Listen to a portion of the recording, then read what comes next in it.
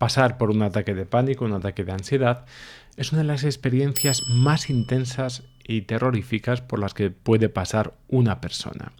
Aquí vamos a hablar sobre los ataques de pánico, vamos a tratar de identificarlos, vamos a entender su mecanismo y algunos consejos básicos. Quédate con nosotros y te lo explicamos todo.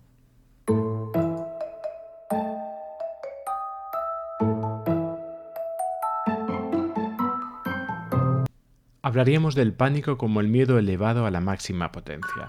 Se caracteriza porque se escapa de lo racional y se escapa de las concepciones habituales que tienen las personas sobre lo que es la ansiedad. Una cosa es imaginar lo que es la ansiedad y otra cosa es padecerla, que es totalmente diferente.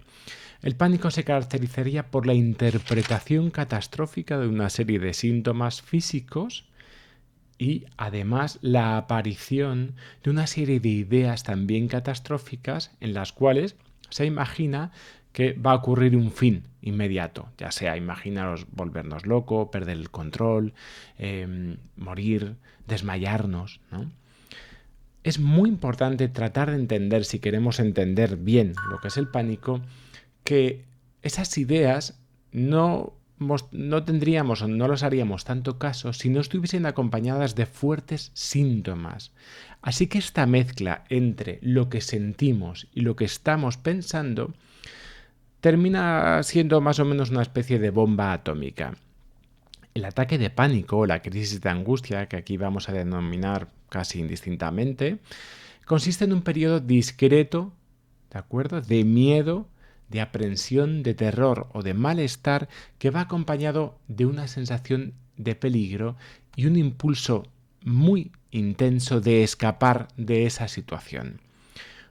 Durante un ataque de pánico se producen 4 más de los siguientes síntomas y alcanza su cenit, alcanza su máximo esplendor normalmente en unos 10 minutos. Decir también una cosa importante, las personas dicen que han tenido ataques de pánico durante horas. Esto no es así. El ataque de pánico es una experiencia tan intensa que agota el cuerpo. Así que lo que sí se puede producir es una sensación de tensión constante a la espera del pánico. Pero eso no es el pánico.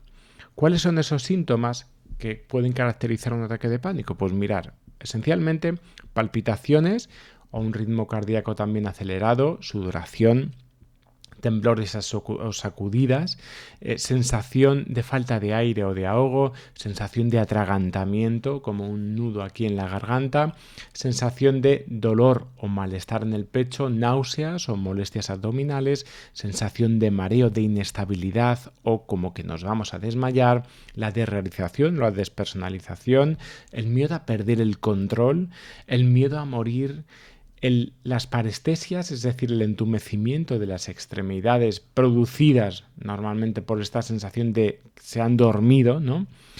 Y luego las ráfagas también de calor o escalofríos.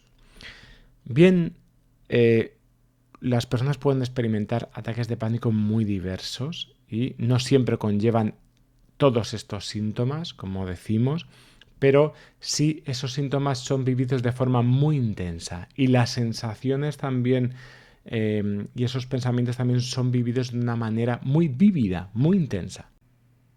Por paradójico que parezca, los ataques de pánico son resultado precisamente del miedo que padece la persona.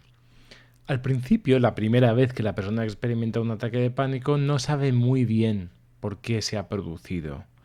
Pero luego puede empezar a enlazar el miedo a que esos ataques de pánico se repitan y por lo tanto se forma una especie de espiral que llamaríamos espiral del pánico, espiral de la ansiedad, que termina por generar una serie también de círculos viciosos. La persona espera el pánico, controla todo lo posible para que no aparezca, pero esto hace que precisamente aparezca. La persona observa su cuerpo por si aparece el pánico, pero esa observación también le produce el pánico. Así que se produce una especie de chequeo constante y ese chequeo también hace que nuestra atención esté focalizada en el funcionamiento de nuestro cuerpo. La angustia que sentimos ante esa misma situación hace que nuestras sensaciones precisamente se incrementen y se hagan más intensas. De nuevo las reinterpretamos y eso aumenta aún más ese sentir precisamente esas sensaciones. Bueno, ¿qué cosas sí podríamos hacer? ¿Qué cosas están en nuestra mano que pueden ayudarnos a gestionar estos ataques de pánico, estos ataques de ansiedad? Vamos a dar 3 o 4 claves. En primer lugar, hay que entender bien cómo se generan los ataques de ansiedad. La mejor manera de que algo no nos manipule es conocer su funcionamiento. Como decía Marie Curie, solo podemos entender, ¿no? O solo podemos temer aquello que no podemos entender. La psicoeducación es un elemento también crucial y fundamental para poder hacer frente y gestionar estos ataques de ansiedad. Estar muy atentos a cómo el control, por otro lado, va a producir esos ataques de ansiedad, va a producir esos ataques de pánico. El control es probablemente la solución intentada más frecuente en el trastorno de angustia porque es el responsable precisamente de esa espiral de pánico. El otro elemento que vamos a tener que tener muy en cuenta es esa anticipación. La mayoría de quienes padecen un trastorno de angustia consideran muy relevante la capacidad de anticiparse y evitar cualquier síntoma. No anticipamos por cualquier cosa, sino precisamente para poder evitar esa ansiedad, pero eso nos lleva a la generación de mayor ansiedad. Tener en cuenta también que la respiración va a estar detrás de muchos de los síntomas de la ansiedad. La hiperventilación como fenómeno está detrás de muchas de las sensaciones que aparecen en un ataque de ansiedad, como las parestesias, la desrealización, la despersonalización, los mareos, la inestabilidad, la taquicardia.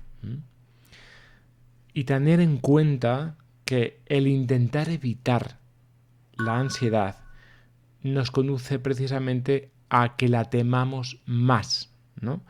Tendemos a, al final, considerar o tener una especie de relación casi religiosa con el pánico que tenemos que procurar también vigilar y tenemos que procurar caer en el menor pensamiento mágico que podamos. Hasta aquí una pequeña aclaración de qué son los ataques de ansiedad.